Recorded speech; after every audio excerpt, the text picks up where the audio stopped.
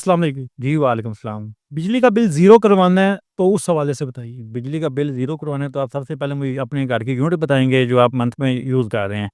तो उसके बाद आपको मैं रिकमेंड करूँगा कितने किलोवाट का सिस्टम है। जैसे अगर आप कहते हैं कि आपका घर की यूनिट है जो 1200 यूनिट है या 1000 यूनिट है, मैं आपको रिकमेंड करूँगा कि आप 10 किलोवाट का सिस्टम लगाएँ, जिसमें आपका बिजली का बिल ज़ीरो आ जाए। 600 यूनिट हम 1 महीने की, तो उसके लिए कितने केवी का लगवाना चाहिए? सॉरी। 600 अगर यूनिट है आपकी तो आप 6 किलोवाट का सिस्टम लगाएँ, आपका बिल आसानी से ज़ीरो हो जाएगा।